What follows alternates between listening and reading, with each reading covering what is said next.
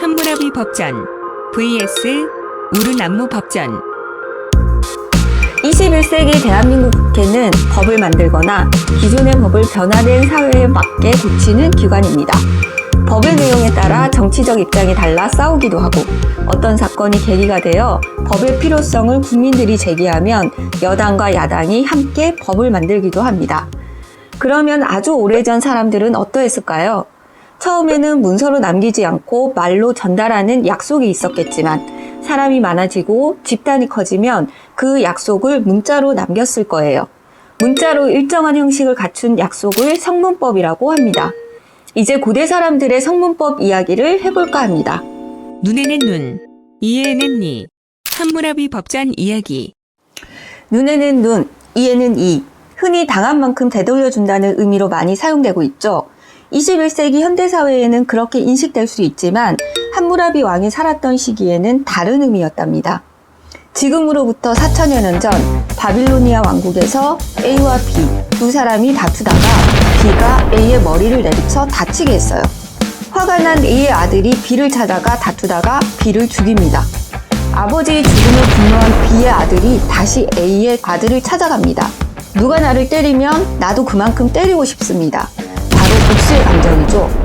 함무라비 법전은 사회적 약속으로 복수가 끝없이 반복되는 것을 막았습니다. 함무라비 법전의 282개의 항목은 당시 사회를 유지하기 위해 사회 구성원들이 지켜야 할 최소한의 정의를 기록한 것이었어요. 비석의 위쪽에는 태양신 샤마시가 고든자와 둥근자를 함무라비 왕에게 건네주고 있어요. 고든자는 엄격하고 공정하게 법을 수행하라는 뜻이었고 둥근자는 그렇게 하되 개인의 형편도 살피라는 의미입니다. 현재까지 최초의 성문법 우르남무 법전. 함무라비 법전은 고대 법전의 상징이자 최초의 성문법으로 알려져 있었어요. 하지만 함무라비 법전보다 300여 년 먼저 제작된 우르남무 법전이 발굴되었어요. 터키 이스탄불 고대근동박물관의 우르남무 법전입니다. 고대 도시 니프르에서 발굴된 두 조각을 이어 붙인 것입니다. 처음에는 법전의 서문과 5개의 법률 조문 정도만 해독되었고 이후 우르와 시파르 등에서 다른 조각들이 발굴되면서 30여 개의 조문이 해독되었어요. 우르남무 법전은 많이 훼손되어 조문의 일부 문항은 해독이 불가능하거나 정확하지는 않았어요. 해독된 내용으로만 보면 강도나 살인의 죄를 제외하고는 신체를 훼손하는 형벌은 없고 대부분 금전적으로 보상하는 내용이에요. 그래서 함무라비 법전보다 좀 더 인도적이라는 평가를 받기도 한답니다. 우르남무 법의 서문에는 우르남무 왕에 대해 기술하면서 우르남무 법의 취지를 설명하고 있어요. 몇 개의 구절을 살펴볼까요? 우르남무 왕은 악법과 폭력, 투쟁을 없애고 이 땅의 평등을 실현했다. 우르남무 법전의 기본 취지는 평등입니다. 우르남무 왕은 청동으로 저울을 만들어 무게를 통일하고 화폐의 단위와 은의 무게도 통일했다.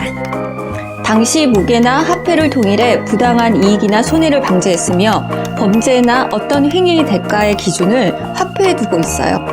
고아들은 부자에게 끌려가지 않고 과부들은 남자들에게 끌려가지 않았다. 적은 돈을 가졌다고 많은 돈을 가진 사람들에게 끌려가지 않았다. 우르남무 법으로 인해 평등을 이루었다는 뜻이에요. 당시 잦은 전쟁으로 남편이나 부모를 잃은 사람들이 많았겠죠. 고아나 과부는 사회적 약자를 상징합니다. 사회적 약자들이 착취당하지 않도록 하는 기준을 만들었다는 것은 놀라운 일이었어요.